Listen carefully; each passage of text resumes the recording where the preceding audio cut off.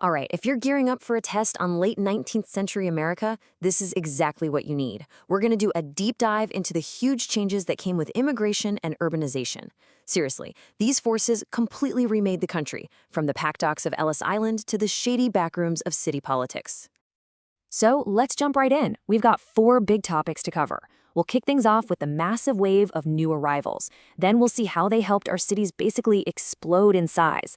After that, we'll pull back the curtain on the corrupt political machines that ran everything, and finally, we'll look at the big push to clean it all up. Okay, first stop, the Golden Door. We're going to look at who exactly was coming to America during this time and explore the powerful reasons that both pushed them out of their homes and pulled them here. To get started, you just have to appreciate the sheer scale of what was happening. We're talking about 20 million Europeans arriving in the US between 1870 and 1920. I mean, think about that number. This wasn't just a small trend. It was a demographic tidal wave that would change America's DNA forever. Now, what's really fascinating here is the shift in where people were coming from. Before about 1890, you mostly had what we call old immigrants. They were from Northern and Western Europe. Think Germany, Ireland, England, and they were mainly Protestant. But after 1890, everything changes. A huge wave of new immigrants starts arriving from Southern and Eastern Europe, places like Italy, Russia, and Austria-Hungary. And these folks, they were mostly Catholic and Jewish, which was a major cultural and religious shift for the country.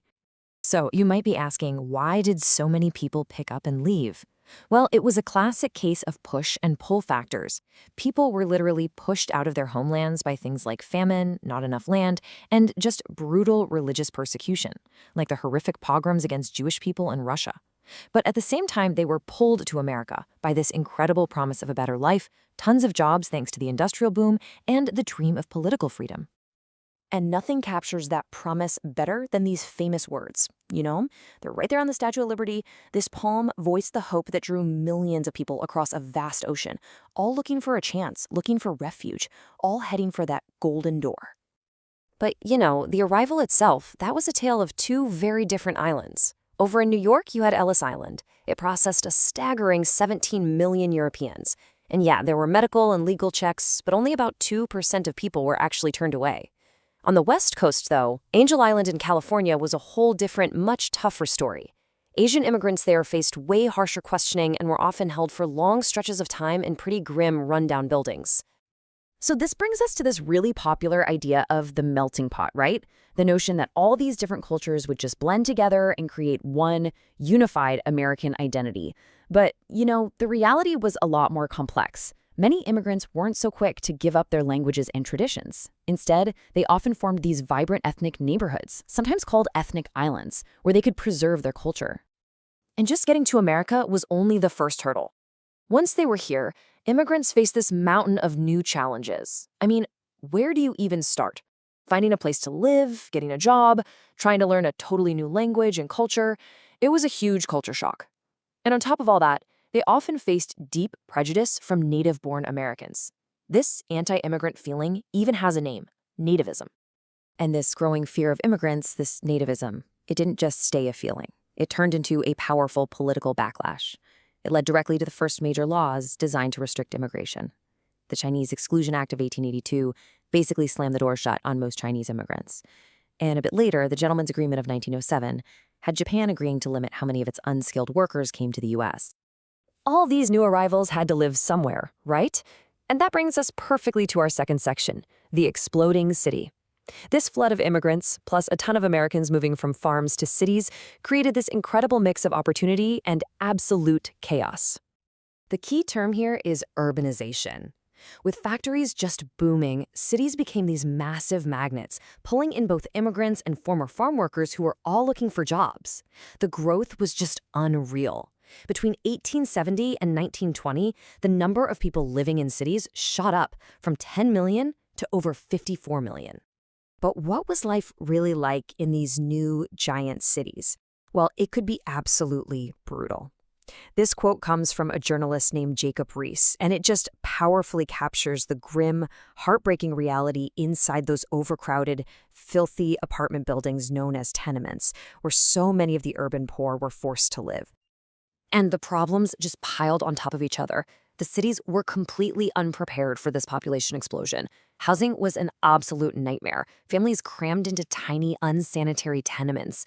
Sanitation, pretty much non-existent. You had sewage in the streets, the water was often unsafe to drink, crime was out of control, and with all those wooden buildings, huge, devastating fires were a constant, terrifying threat.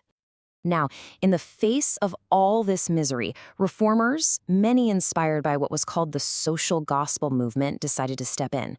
They created something called settlement houses, with the most famous one being Hull House, founded by the amazing Jane Addams in Chicago. These were basically community centers, right in the middle of poor neighborhoods, and they offered a lifeline, providing crucial services like education and healthcare to immigrants.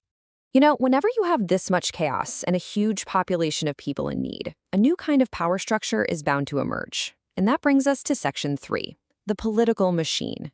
This was the unofficial but very, very real government that ran the cities during the Gilded Age. So how did it work? Well, think of it like a pyramid. It all started at the street level. You had precinct captains who would help immigrants out, find them a job or a place to live. In return, they'd get their vote. Those captains reported up to ward bosses. And then, sitting at the very top of it all was the city boss. This one guy basically controlled the entire operation, and by extension, the entire city. And the most legendary and the most notorious city boss of them all?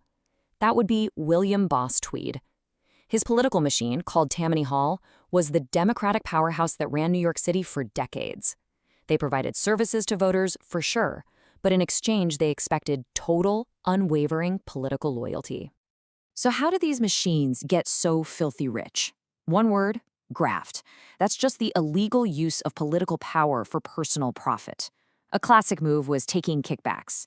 The machine would get a contractor to wildly overcharge the city for, say, a new courthouse, and then the contractor would kick back a huge chunk of that extra money to the machine. Boss Tweed's crew stole millions upon millions from New York City this way. Well, eventually, the greed just became so obvious, so outrageous, that it sparked a nationwide backlash. And that brings us to our final section, the fight for reform.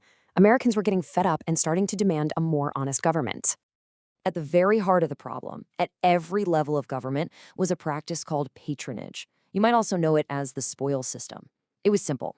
When a politician won an election, they'd hand out government jobs, civil service jobs, to their loyal supporters, not to the people who were actually qualified. This led to just widespread incompetence and corruption. And the breaking point? It came with a shocking national tragedy. In 1881, President James A. Garfield was assassinated, and the man who shot him was a disgruntled office seeker, someone who felt he deserved a government job through patronage and was furious when he didn't get it. This horrific event just galvanized the public and forced politicians to finally do something. And that tragedy led directly to this piece of landmark legislation. President Chester A. Arthur, who took over after Garfield died, signed the Pendleton Civil Service Act in 1883. It was a game changer. It created a system based on merit, requiring that federal jobs be given out based on how well you did on an exam, not who you knew. It was really the beginning of the end for the old spoils system. But here's the twist. This reform had a big unintended consequence, which leaves us with a really important final question. Now that politicians couldn't get their campaign money by promising jobs, who did they turn to? Wealthy business owners. So in trying to solve the problem of corruption, did reformers accidentally just trade the political boss for the corporate one, creating a new and maybe even more powerful link between big business and politics? It's definitely something to think about.